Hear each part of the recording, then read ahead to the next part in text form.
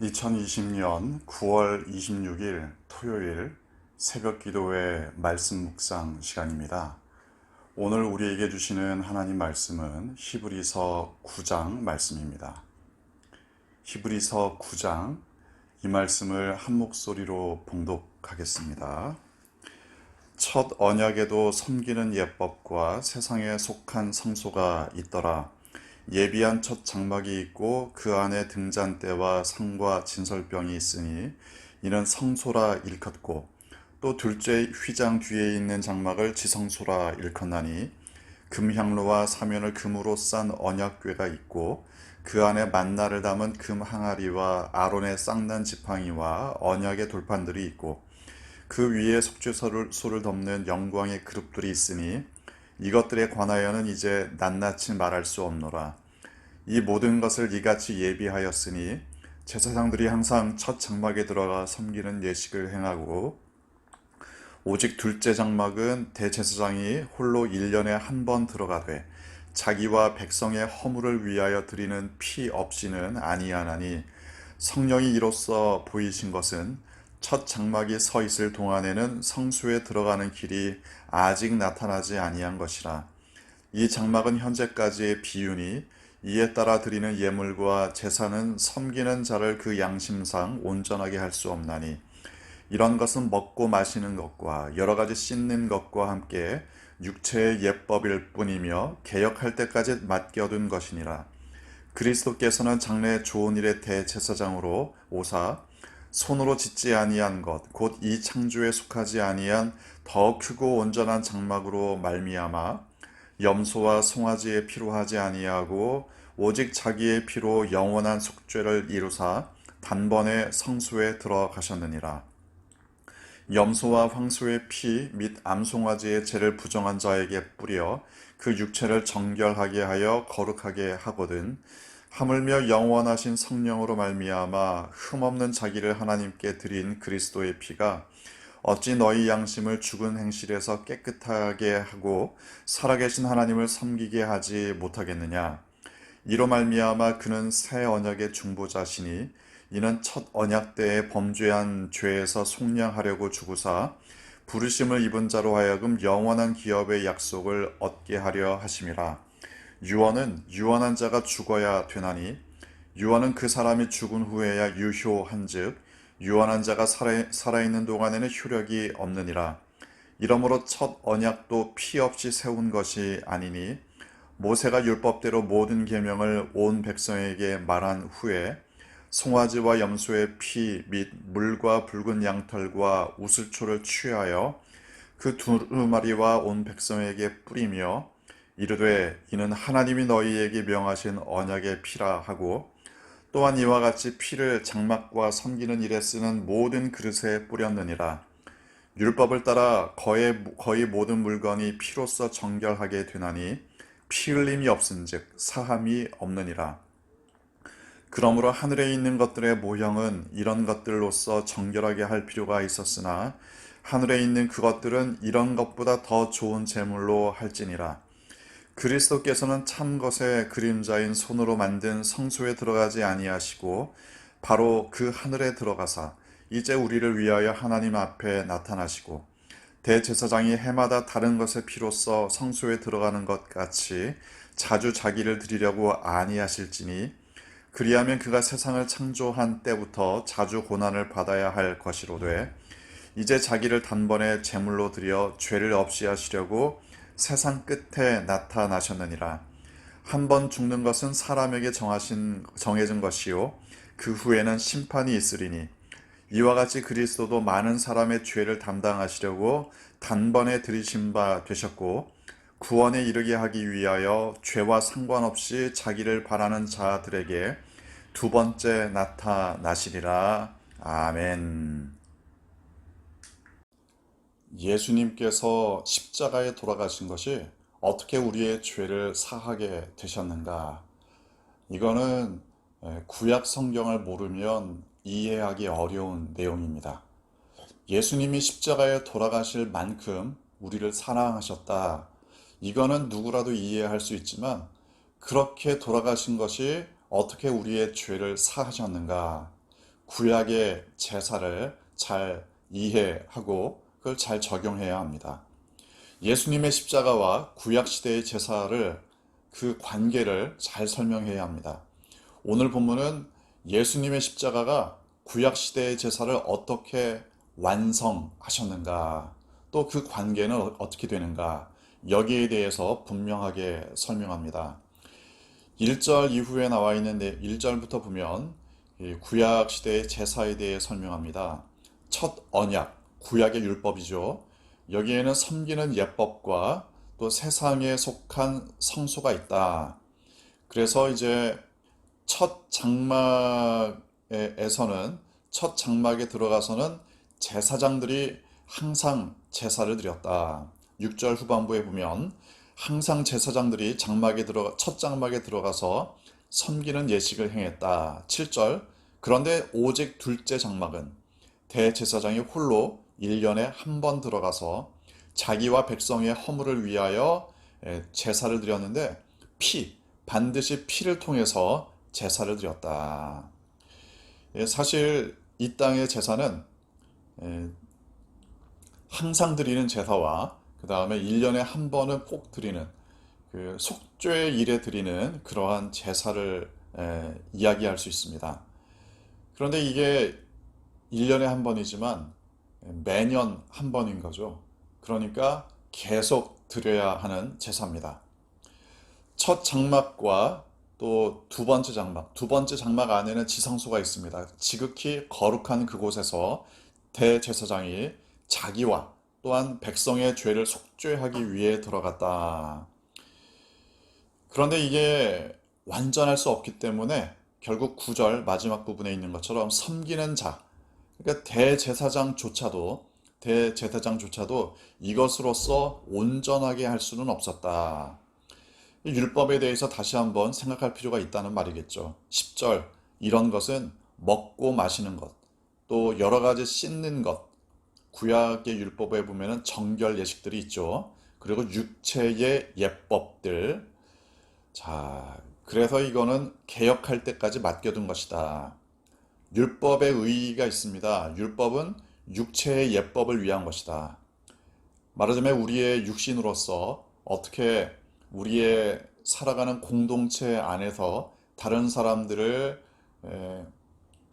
해롭게 하지 않고 또한 하나님 앞에 어떠한 마음가짐으로 몸가짐으로 나아가야 할지 하나님과 사람을 향한 예법이 율법에 담겨 있습니다.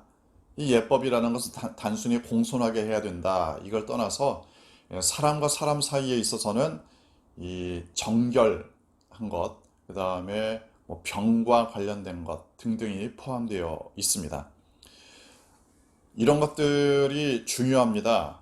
하지만 예수님께서 오실 때까지의 역할들이었죠. 완전할 수 없었기 때문에 그래서 예수님께서 완성하시는 것이 필요했다.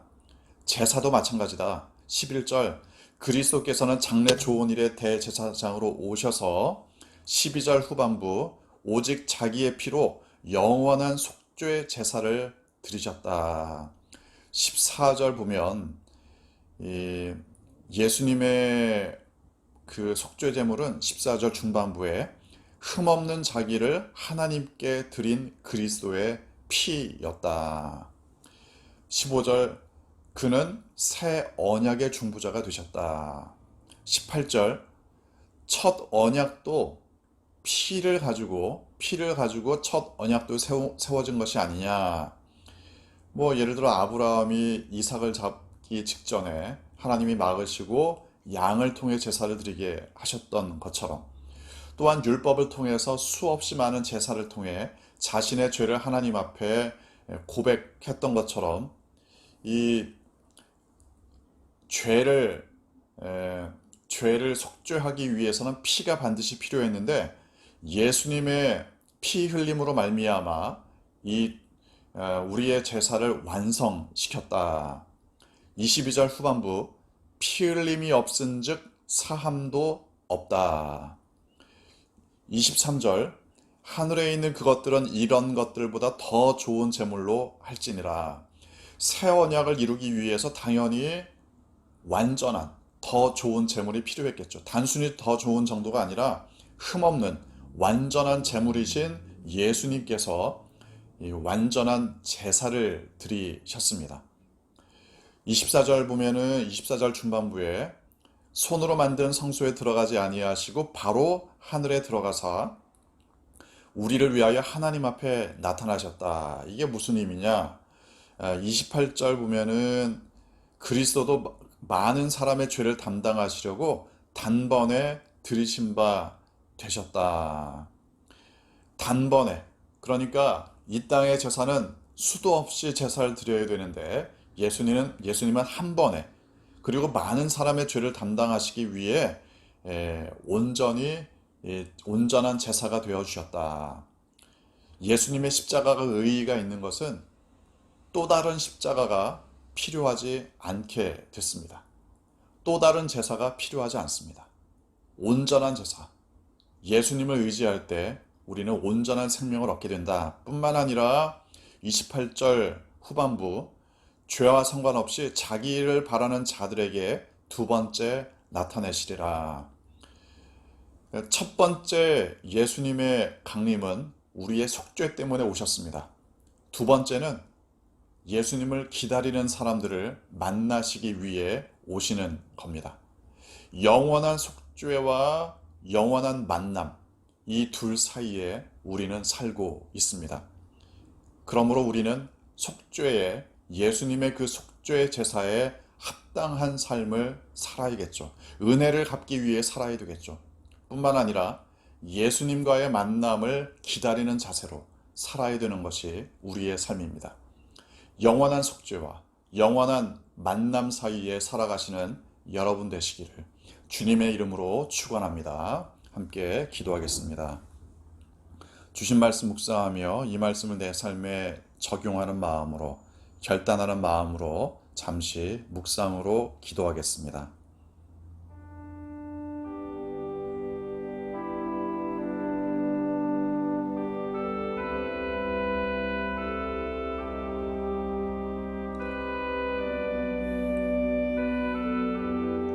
아버지 하나님, 피 흘림이 없이는 속죄함이 없나니 예수 그리스도께서 우리의 죄를 영원히 사해 주시는 제물 되어 주신 것을 기억할 때에 감사와 찬양을 드릴 수밖에 없음을 고백합니다.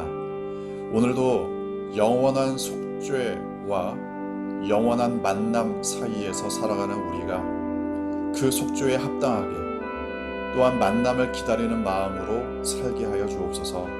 주님의 몸된 교회를 위하여 기도합니다. 주님께서 피값 주고 사신 이 교회가 주님의 그 은혜에 합당한 교회 되게 하여 주옵소서.